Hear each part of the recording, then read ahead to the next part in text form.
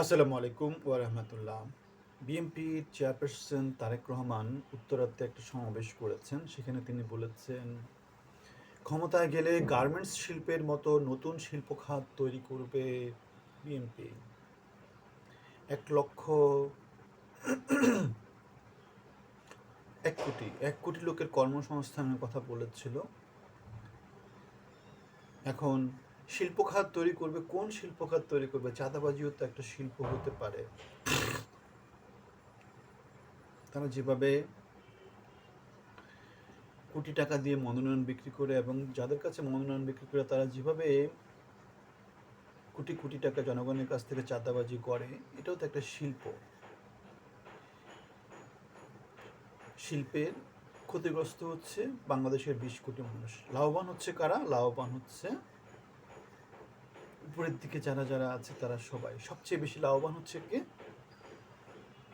Multi level marketing, MLM যেটাকে বলে, সবার উপরে সবার শীর্ষে যে আছে সে। এবং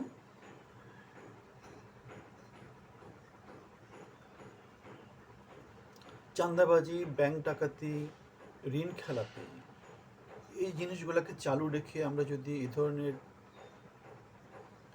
প্রতিশ্রুতি দিই, সেই প্রতিশ্রুতিগুলা ফাঁকা বুলি হিসাবে প্রমাণিত হয়।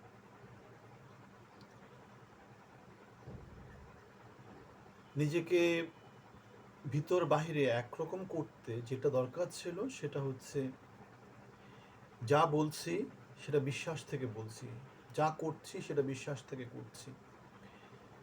দলে যেহেতু চাঁদাবাজি আছে, তিনি দুর্নীতি কীভাবে কমাবেন, চাঁদাবাজি কীভাবে কমাবেন। চাঁদাবাজি একটা শিল্প যদি ধরা হয়, নতুন শিল্প হিসাবে পোশাক শিল্পের মতো বৈশ্বিক লেভেলে বাংলাদেশকে মানে চাঁদাবাজির থেকে বাংলাদেশ বৈশ্বিক লেভেলে আছে। পৃথিবীতে অন্য কোনো দেশ চাঁদাবাজিতে বাংলাদেশের মতো হয়নি, দুর্নীতিতে বাংলাদেশের মতো হয়নি। বাংলাদেশ চ্যাম্পিয়ন হয়েছে। পোশাক শিল্পে বাংলাদেশ খুব ভালো করেছে, চ্যাম্পিয়নের মতোই। এখন চাঁদাবাজিতেও বাংলাদেশ চ্যাম্পিয়ন হয়েছে, তারেক রহমানের হাতেই হয়েছে ২০০১ থেকে ২০০৬-এর সময়। সুতরাং তারেক রহমান এই যে কথাটা বললেন যে ক্ষমতায় গেলে গার্মেন্টস শিল্পের মতো নতুন শিল্প খাত তৈরি করবে বিএনপি, ক্ষমতার আগে কেন তিনি জ্ঞান বিজ্ঞান ভিত্তিক শিল্প তৈরি করেননি? তিনি কেন সমাজের সবচেয়ে যোগ্য অংশটাকে রাজনীতিতে নিয়ে আসেননি? তিনি কেন চোর ডাকাত, ঋণ খেলাপি, ব্যাংক ডাকাতদেরকে তিনি মনোনয়ন দিয়েছেন মন্ত্রী বানাবেন, MP বানাবেন?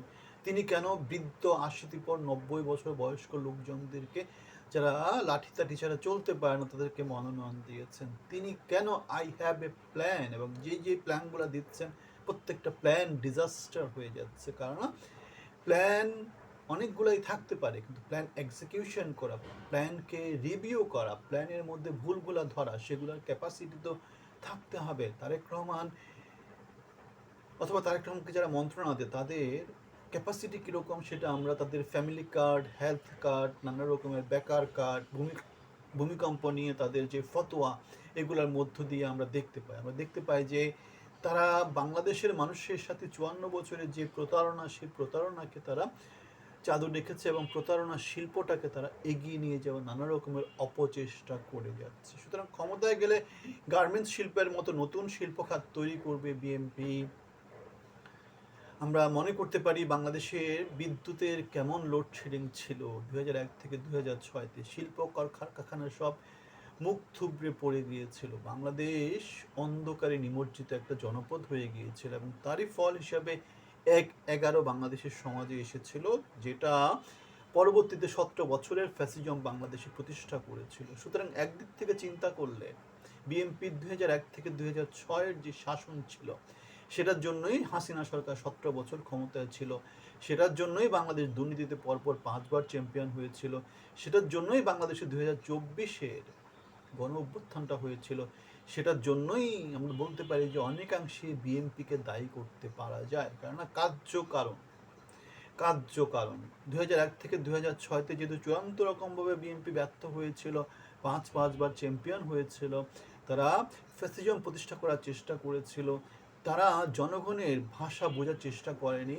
সেজন্য দিনে দুপুরে লগি বৈঠা দিয়ে ৫-৬ জন লোককে পল্টন ময়দানে মেরে ফেলা হয়েছিল সাপের মতো করে।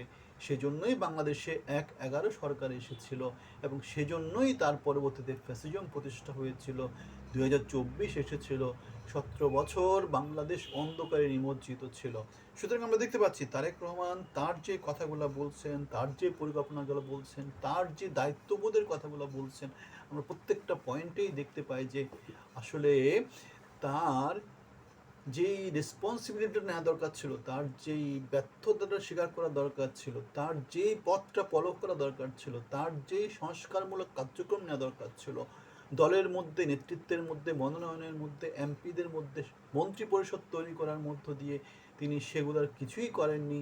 এবং তিনি আসলেই সেই পুরনো ২০০১ থেকে ২০০৬ যেটা বাংলাদেশকে ২৫ বছরের অন্ধকারে ফেলে দিয়েছিল, সেটা এখন ১০০ বছরের অন্ধকার যাত্রা হবে নাকি ১০০০ বছরের অন্ধকার যাত্রা হবে সেটা আমরা জানি না। গ্যাব্রিয়েল গার্সিয়া মার্কোস একটা খুব লেখা আছে, খুব সুন্দর একটা লেখা আছে, যেখানে তিনি বলেছেন thousands years of solitude. Bangladesh কি সেরকম অন্ধকার ১০০০ বছরের মধ্যে পতিত হতে যাচ্ছে কিনা সেটা আমরা জানি না। সুতরাং বাংলাদেশের জনগণকে ৫৪ বছরের ইতিহাস থেকে বের হয়ে আসতে হবে। মানুষকে মানুষ হিসেবে ট্রিট করতে হবে, যোগ্যতাকে যোগ্যতা হিসেবে ট্রিট করতে হবে। যেটা যার অযোগ্যতা সেটাকে ঠিক মতোই মূল্যায়ন করতে হবে, যেটা যার যোগ্যতা সেটাকে মূল্যায়ন করতে হবে ঠিকভাবে। আমি কম্পেয়ার করেছিলাম যে শফিকুর রহমান এবং তারেক রহমান দুজনের মধ্যে কম্পেয়ার করেছিলাম। একজন গণতান্ত্রিক প্রক্রিয়ায় নির্বাচিত নেতৃত্ব, আরেকজন বাবা মা এবং পথ ধরে, পারিবারিক ঐতিহ্য ধরে তিনি উঠে এসেছেন।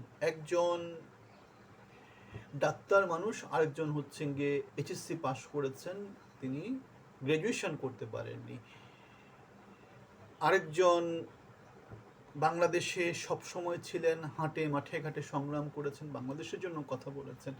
অন্যজন দেশ ছেড়ে ১৭ বছরের জন্য বাইরে ছিলেন, তার অতীত যে কার্যক্রম সেগুলো কলঙ্কিত। সুতরাং সব দিক বিবেচনা করে আমরা বলেছিলাম যে বাংলাদেশের মানুষ যদি এইবারও সেই ধানের শীষ নৌকা নৌকা ধানের শীষ সেই চক্রের মধ্যে পড়ে যায়, বাংলাদেশের ভাগ্যের পরিবর্তন হওয়ার কোথায় কি সুযোগ আছে আমি সেটা দেখি না। আপনাদের সবার জন্য শুভকামনা থাকলো। আসসালামু আলাইকুম।